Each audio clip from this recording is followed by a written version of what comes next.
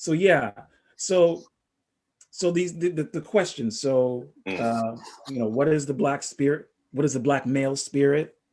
okay. Um, what is your fear for the black male spirit, and what is your hope?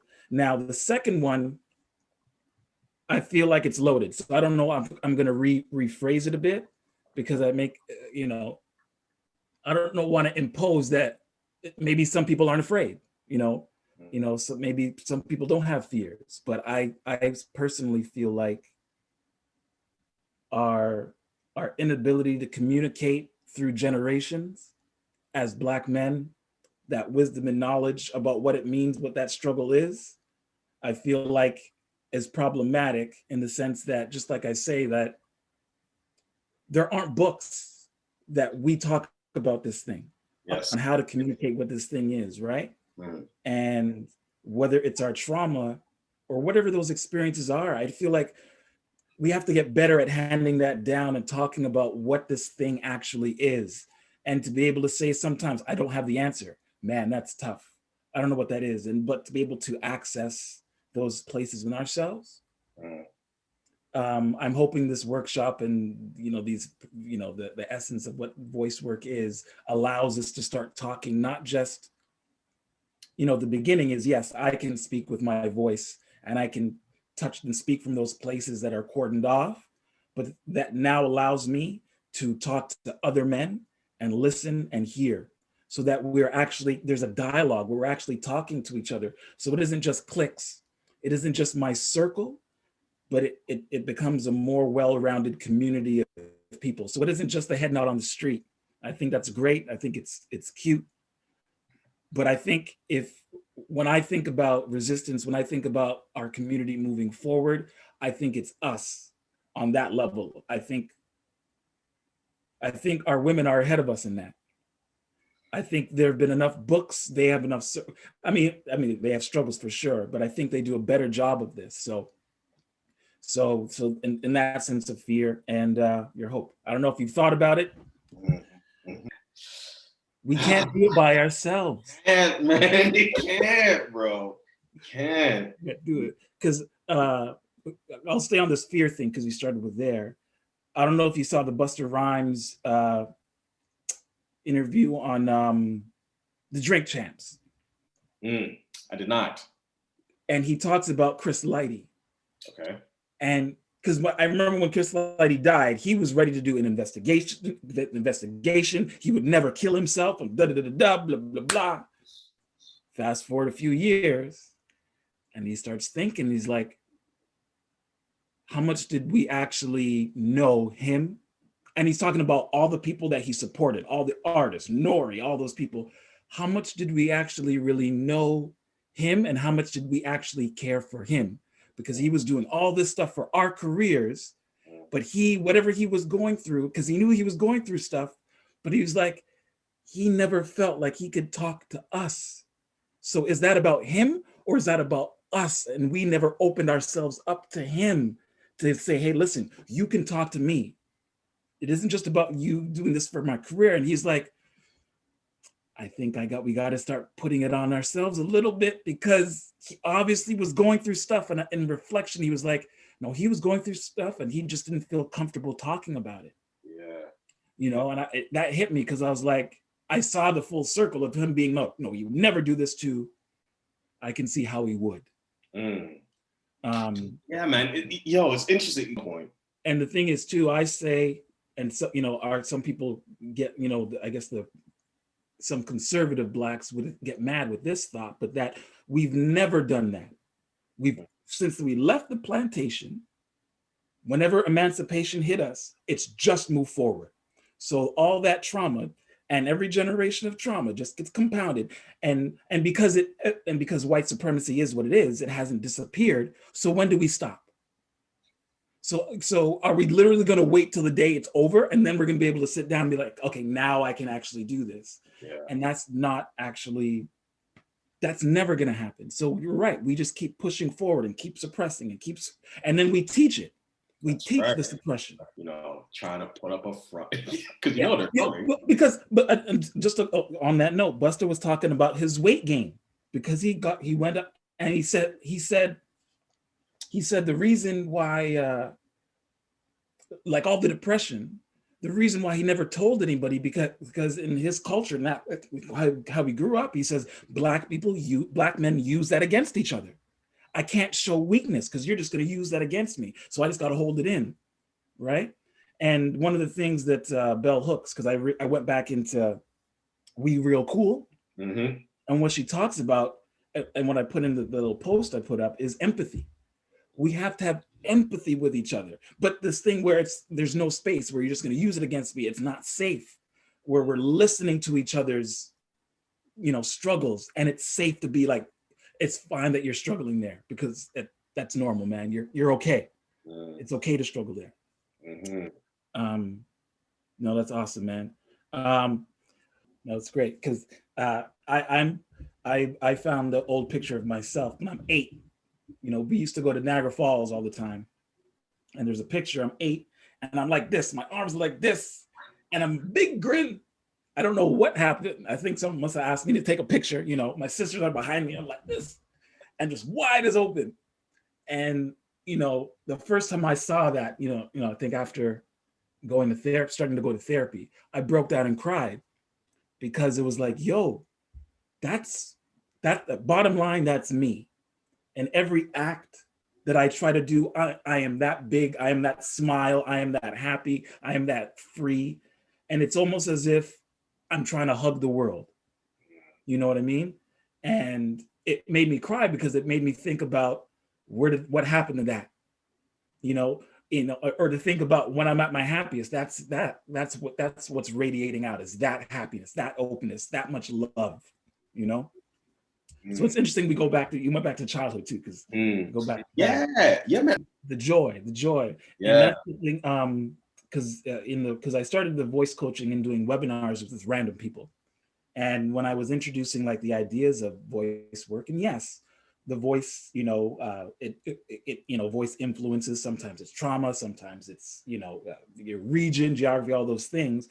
But what I wanted to encourage people in some of the exercises was the joy and the playfulness, that to remind ourselves that we as actors, essentially we're playing, that we are having fun. And sometimes that fun can lead us to drama and stuff, but essentially we're playing with each other. It is essentially play. And when we have that freedom, that allows us to tap into all those things, because we're free of those things that allowed us to play, that allowed us to have those freedoms. So no, absolutely. To remind people of joy. And those are the things I'm going to talk about in my little introduction, is like, we need to be able to have that joy with each other again, to remind ourselves that yes, the world is this, but if we lose our joy, like that internal sense of play, and that how we value ourselves, we've lost something, and we need to get that back. Okay, so we talked a little about fear, what your spirit is. What's your hope for the Black male spirit? You know what it is too, because you're hitting on that, because I was listening to it today too with one of my meditations, the difference between self-confidence and self-esteem. Because self-confidence is that thing about something you do. It's about an act. I'm good at basketball. I'm good at acting. I'm good at accounting. And I'm confident because of this thing that I do. Whereas self-esteem is about who you are. It's about valuing you. So me, and this is the thing that I've discovered too, was that when I by the time I got to with acting was the only thing that I felt gave me value, that people would only see my value and worth once they saw me acting, because that was the only way that I could actually express myself or find a space where I could quote unquote be myself, right? So if I wasn't acting, I was a piece of shit. Good enough. Right. So people always had to see me doing this thing that gave me value. But at the end of the day, I am valuable just sitting down and breathing and doing nothing. And that to me is the truth for everybody. We don't actually have to be good at anything to have that self-esteem. That is our right. Our right is that. I woke up today and I'm valuable. I woke up, I brushed my teeth, I had coals on my eye, I had value. and I didn't have to do anything, you know? And I think that's what Maul and those guys get confused sometimes, or what they assume I have to be this thing.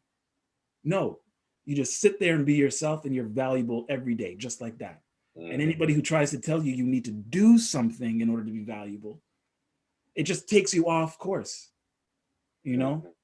Little thing about what I want the workshop to be, and I wrote, you know, concern for the Black male spirit. I was like, is that how I feel? Yeah, I do.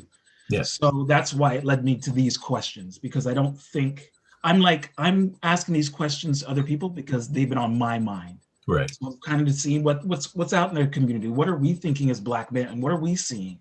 Yeah. And I think the key we're missing is that dialogue. One, not just the dialogue, but being able to speak within our own voice and have that space, and to have empathy amongst each other. Yeah. And I think our ladies do that better than we do, even just incrementally. And I wonder what would happen if we're able to take that up a notch, and not just like for a month. I mean, no, like something we practice as a community. That's something that's we're saying, no, this is a shift. You know what I mean? Yeah. So that's where these questions are coming. So don't feel like you have to have your thesis ready and I'm going to be taking notes. No, we're riffing. Okay. Yeah. So the first question, and no, but you're absolutely right. There are some gymnastics going on. Yeah. I like to think in terms of this existence. Yeah. And I was reminded of Du Bois's double consciousness, right? And it's funny, you read this and it's very American, but it's beyond region or nation. It's just the existence, because the same system exists to different degrees in these places. So, but yeah, that's what I was thinking about, that double consciousness. But it is a mind flip. Like you almost got to be Vulcan-like. Yeah. You know what I mean? Because there's all that inside, but you almost got to be Vulcan-like. Yeah. And I think one of my concerns too, jumping ahead, but it's like sometimes that filtering requires us to deny our own humanity. Yeah. Or submerge it, or to hide it. Yeah. And it's in the act of hiding that I think,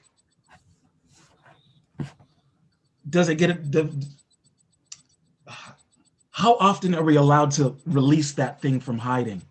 And then this constant hiding, and what has that had an effect on? What effect does that have on one's soul, right? And I'll say this, because I've been telling people this too. Busta Rhymes recently had an interview, and he was talking about the release of his album. Yeah. And it's the most I've ever seen Busta Rhymes cry in my life. Wow. Like there are 4 or 5 interviews where he just starts to break down and cry, because when he was overweight in like 2009. Yeah. Heavy. Yeah. And he talks about what made him decide to lose his weight, and it was his son. Right. His son was sitting with him in the back of a limousine, and he was so heavy he developed sleep apnea. And his son literally watched him like gasp for air after sleeping and then pass right back out. And it was his son's first time that his son had ever seen it. And his son's like 26. Yeah. Not some youngin. And he says that his son was afraid to talk to him. So he talked to his bodyguards and said, listen, I can't talk to him. I don't know how to talk to him. I'm too afraid to tell him. I'm scared that he's like, I think he might be dying. Yeah. And him hearing that from the bodyguards and realizing his son was scared and couldn't talk to him. Yeah. Broke him down. That was the decision. Like, okay, I got to lose weight. But it was also, but that's the kind of communication. There's something in that I think is connected to all this filtering. Yeah. You know? But yeah. Oh, yeah. About, I the connection between the body and the voice. And just even what you're talking about, like that release, and it, theater being physical, so we get to use all of it too. Yeah. But even on that athletic level, sometimes I feel like that's the only I'm worried about us using only a few avenues. Yeah. It's either sports, entertainment, whatever it is, but it's only the one. Yeah.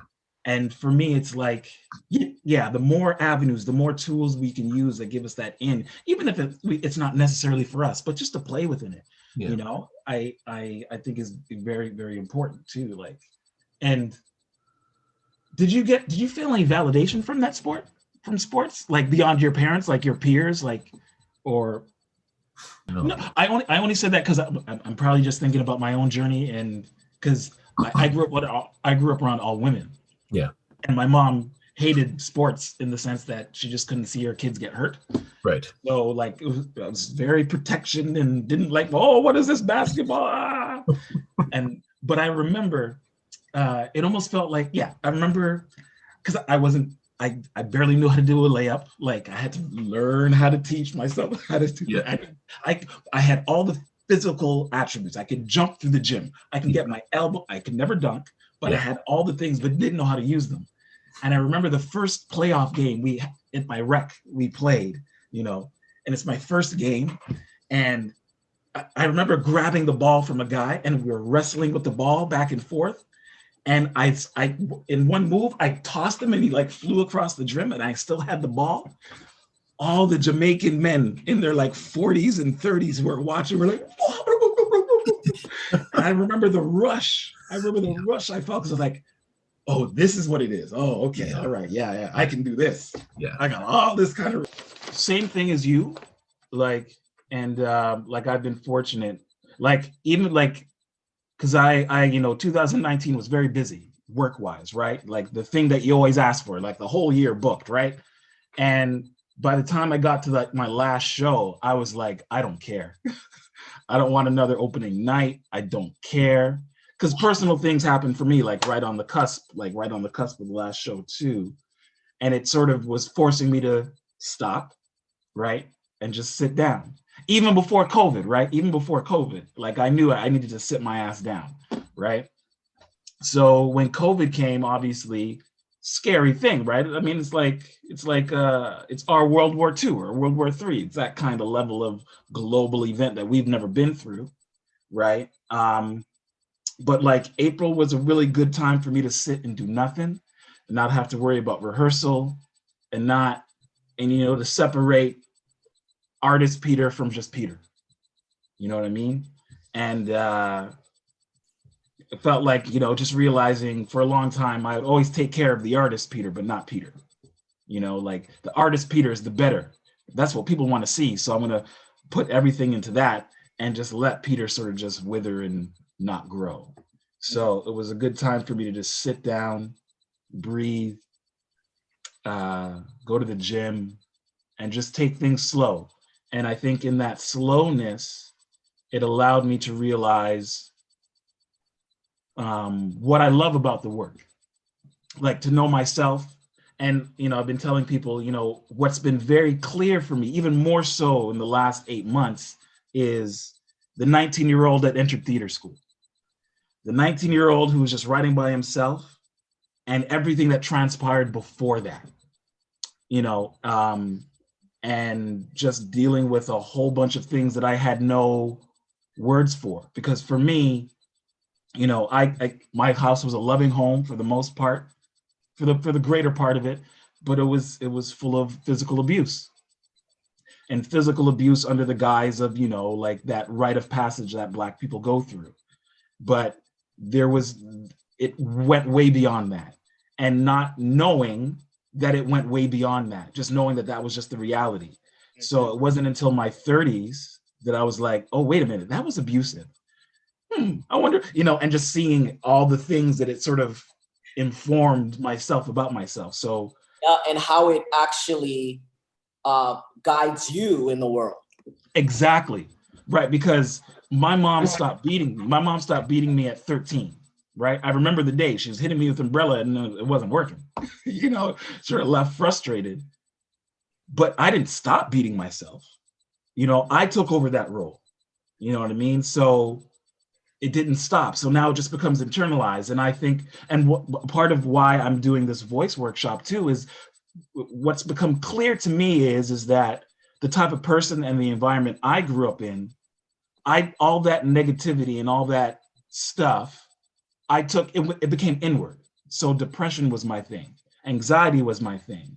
If I grew up in Regent Park or Driftwood or some of these, you know, at-risk neighborhoods, if I was around the right people, it would have been outward. I could have been that person with a gun. I could have been that gang. So it just so happened I went inward, and a lot of our guys, it goes outward, right? So this inability to acknowledge our experiences as our truth and to be able to speak and be able to say it. You know, I think in the last 5 years, us as a community, all the different communities, being able to say mental health, just be able to say mental health, right? To be able to say words like trauma, you know what I mean? That's still hard for some Black communities to accept that mental health thing. It's like it doesn't exist in some communities. Yeah. So it just got me thinking about, because I know for sure, and I've been telling my theater, you know, artistic directors who were at Humber when I was there, you know, in the last year, I talked to each of them and said, listen, you saved my life, because I know if I hadn't pursued theater that gave me the environment and space to express myself, even though I didn't understand all of it, but just the ability to tap in and do those things and give it space and room to live, I would have been dead by 30. I would have jumped off a bridge. I would have taken some, I know for a fact I wouldn't be past here by 30, because just by the mere being able to touch and to be able to access those places, and someone says, you know what, that's okay. You can fall down here. You can make a mistake here. It's fine. That's what it is. It's about that process. So fast forward to today, I'm trying to distill the basics of like voice work. Mm-hmm. This is the basics of just being able to breathe and ground yourself and just be able to speak. I feel like my hypothesis and my guess is that even just the increment of that can help us as a community, not just for us to just be able to speak for ourselves, but to share it with each other as men.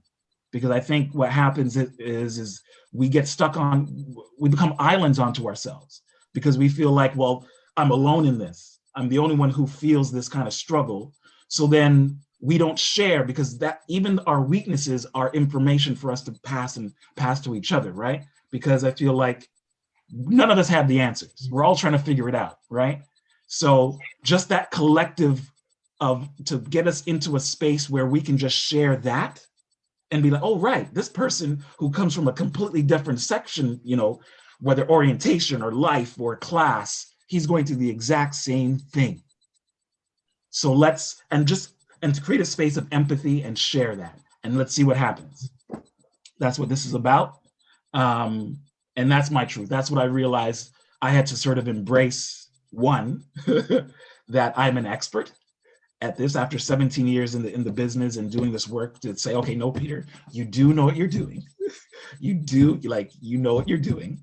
And you have something to give. So that's what this is the beginning of that. This is the beginning. Handed down it, you know what I mean? And it's like, and I was talking to Marcel about this too. Like, I don't know if you saw the video that I did with him. And it's sort of like, everything we do, whether we like it or not, doesn't matter if you're on the conservative end and it's respectability politics or left, we are constantly always navigating the white gaze, constantly navigating living in a white supremacist society. Whether we like it or not, we're constantly navigating that. Every move is in relation to this. So if I wear a nice suit and I go to church every day, you know, it's because of this. So it's to rebut that, right? So and we never stop. So from wherever you were, wherever emancipation hit your country, wherever that was, yep. When did we stop to be able to heal? You know, if every slave, they said, okay, you know, we're going to give you guys therapists. We're going to actually go through your trauma. Let's actually talk about the things you've seen. But because it never stopped, it just shifted and morphed into something, and another prison and a different kind of prison. When did we actually stop to be able to assess? Because, and to a point, we have to look at our answers, because they weren't given that time. They weren't given that information to be like, hey, listen, your spirit on another level is getting touched. Talking about it is something. No, because you're not allowed to read. You know what I mean? You're not allowed to vote. So So my thing is, it makes sense where we are as men, as a community, because we haven't been given the tools. So like when you say like, you know, you don't know how to talk to men, it's my thing too. Like I grew up with 3 sisters, my aunt, and 5 nieces. I'm the only guy. My brother's like the only, like my brother's older than all of us, right? So I've been surrounded by women, and I grew up very Christian conservative, very conservative Christian, right? And it was this paradox because being the youngest and looking at all the women in my life, I was like, yo, their lives is harder than mine. Like I could see what the pressures of the men around them were imposing on them. Like, you know, they weren't allowed to do sports. They weren't allowed to express themselves. And then it was like, and then I got to a certain point, I was like, wait a minute.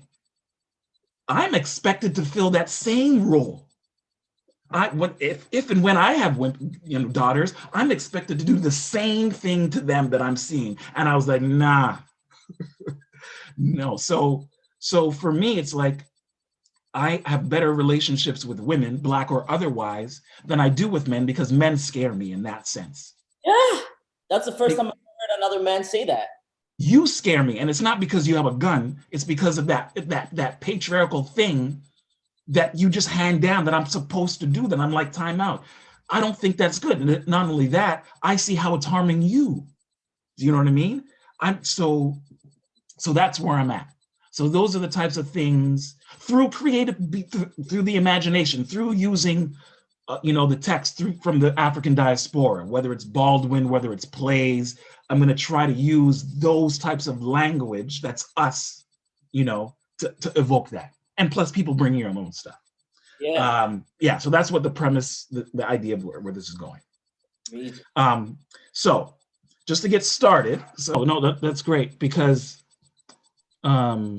Like for me, because what I'm hearing too is that this thing about,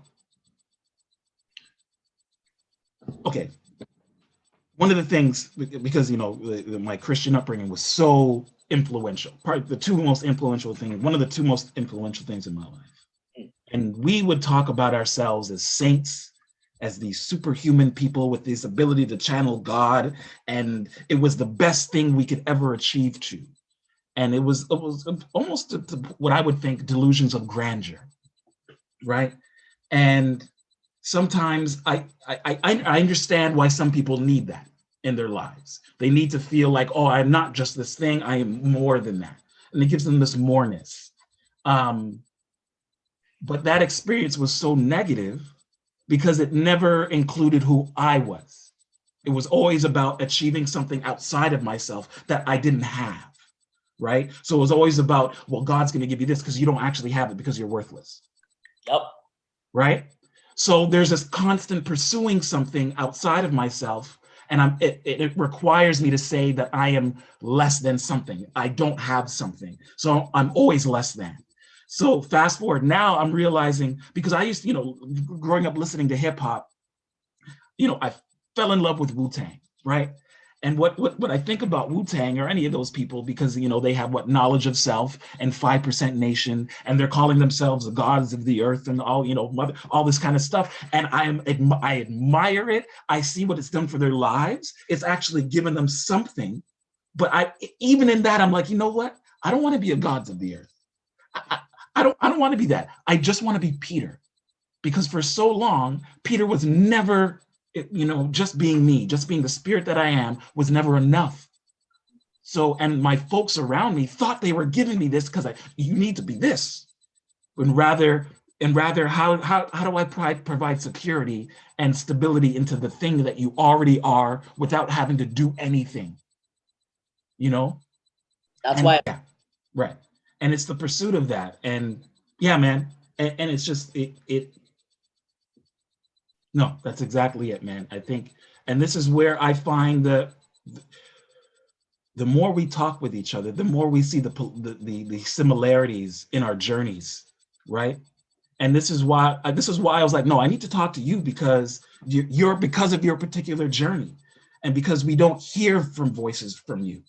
We don't allow your voice into these regular circles. You know what I mean? And And it's probably why too, like you know, I still have some connections to my church and people that are there, you know, the whatever open-minded people I'm still talking to, there's still resistance to this kind of platform because they feel like this is their territory. We're talking about spirit. No. You don't know. And it becomes, and the thing is that I am not trying to tell you that Christianity is wrong or Islam is wrong. My hypothesis and my idea is if we are able to start from here, so that you, whoever you are, and that self-esteem, whatever that voice is, as long as you are able to know that you're valuable no matter what, you can take that to whatever faith you want because you know yourself better. And then you can actually apply yourself in whatever faith you want in a more fuller way because you know who you are. But they're afraid of the dealing with that, right? They really feel like it becomes colonial. It's their territory. No, we have a monopoly on the truth here. Yep. Yeah, and it's like, and for me, it's like I've been trying to get the analogy to try to tell them, like, listen, basketball's a great sport. I love basketball. But if I'm trying to stay in shape because I like to be active, football's a great game. Would you say well, you can only play basketball because that's the only way you can stay in shape? Or just track and field, or just lacrosse, or just swimming? No, there's many ways that we can use our bodies to invigorate ourselves, to stay healthy. So here's just another way for you to find another way to get to our spirit. And I think that's God. I'm not quite there yet. I think that's another way. It's just another tool that we've been given that we're not using. Listen, and I tell people, you know, and because I've been thinking too, it's like, when people think about resistance, because I put resistance in the little thing that I put out, like I see this as a means of resistance because I understand that there is a battle. I understand what that struggle is. But every war, and I've been researching this myself, every battle, every army, there's such thing as a field hospital, right? You have a military field hospital, and that's emergency. So if someone is wounded, you got to bring them back to the field hospital. They have to be healed in order to get back on to fight, but every place has a field hospital. So I want to say that we are not fighting something. I'm saying we have to acknowledge when we're hurt to be able to, hey, listen, you need to go heal. And not only do you need to go heal, we have something for you. We have a number of treatments for you. You know what I mean? But we're not doing that. We just got to keep going, keep staying hurt. And broken people only hurt other people. You know what I mean? My sister's just going to therapy this year. She's, what is she, like 44? Yeah. And she talked about it. She said, like, the day she was making the appointment, she started to cry, right? And she called me, she's like, Peter, is this normal? I'm like, girl, yes. Because you know you are now stepping into a place where there's a space, a possibility of a space where you can speak your truth without judgment. And I said the last time you did that or thought you had that was church, and it was wrong, and it wasn't the truth. It wasn't a space. So now you're actually getting that, and it's like it's all the potential of it all just coming down in their lifetime, and they're like, listen, to prepare our children, we got to teach them. Nobody cares about your feelings. Keep going. Yep. Just keep going. And I'm not going to care about your feelings because it doesn't matter in the end. And that's the best way for me to prepare you. But it wasn't. It's just what they know instinctively. Doesn't matter. Keep nobody cares about your black ass. Okay? Right. But in the truth, it was always the truth. Even then, to combat that, no, I got to tell you that you matter. I got to tell you that your feelings matter. That was the way to do it. But in their minds and reacting to all the things they receive, no. Nobody cares. Keep moving. Same shit. Yeah, because I remember when in 2012, I was really contemplating suicide for a long time. I came close. I didn't actually do it, but I came fairly close. Had everything I needed. And I was able to get past it. And I told, I sent a mass email message to some of my high school brothers that I went to high school with. And a couple of them replied because they understood. But one of them, he didn't reply, but I met him at my work. Like I was working at the RCM at the box office, and he came in doing construction one day, and he said, hey, listen, hey, I got your email. I'm going to come back. I'm going to talk. We're going to talk, right? And he's a big bro, like lovable giant guy. And he came and he said, we were talking, and he said, I got your email. And he's like, you know what? I didn't know what to say. I didn't know what to tell you. So he felt he was being rude. And I was like, listen, thank you for even just doing this, because this is what we actually need. And what I'm trying to do is, for 2020 and beyond, I want us to know what to do in that situation. When someone is in that place, no, we need to know what to do. Okay, we can call that person. We can say, hey, listen, we have a network of people to talk to. Go to Bell Hooks. I remember saying that, she said that if you're ever in that place, go to somewhere where you're loved, no matter where you are. Go to somewhere where you're loved, or call someone you're loved. I want us to have those tools to know what to do in those situations, rather than to be like, I don't know. No more of that. That was 8 years ago. And I'm thinking, if we're going to really push through and get to a different level, we got to have those tools ready on the go, and to be like, no. How do I support and empathize, and just listen? Even if you don't know what to say, just sit and just talk to me. Where are you at? And I can just hold you in that space, whether I have the answers or not. Yeah. And it's moments, when the coach for the Clippers, he broke down, Doc Rivers, and he said, why don't they love us? And that's what it comes down to. And to say that, and that's why I put love in my thing, that last thing. It's become idealized. Oh, you're not a realist if you say love. But that's what MLK was talking about, and they killed him. Right? Fred Hampton Jr. was unifying. His Rainbow Coalition was grabbing the hillbillies, was grabbing these things. So, and that's when I get mad when Jason Kenney, the premier in Alberta, and he was saying that, when people were talking about the numbers and COVID and stuff and all this kind of stuff, he's like, oh, people are just saying that because they don't love Albertans. And it got me mad, because they're like, don't tell me who I don't love. No, you don't get to do that. You don't get to do that. I got love for Alberta. I've never been there, but I got love for Alberta. Don't tell me that. You know what I'm saying? And I hate that. But yeah, no, I feel you on that. And these are the kind of conversations that I hope to not just elucidate, because we can just all ramble in a room, but for us to actually breathe and ground ourselves. And this also, like I said in the video, it's not just for actors. Like because I think about my dad. I met my dad twice. I met my dad when I was 11, and I met him when I was 13. I have no hate for him, because I have no idea who he is. None. I haven't done any investigation. And my support network, me growing up, I was like, well, he's not around, but I got all these other people here. So for me, it's like, well, who's showing up? That's what mattered to me. Well, who's going to show up in my life? If I got people showing up, I'm going to depend on that. But I think of him, and the reason I'm not mad is because I don't know this man's life. I don't know what he saw. I don't know. I can only imagine what his fears were as a person immigrating to Canada. What challenges did he see? What fallacies about his own manhood did he ingest that kept him trapped and couldn't reach out to his own kid? So I want to reach to those people. This isn't just a young person's game for me. No, I want to talk to all those old men that scare me.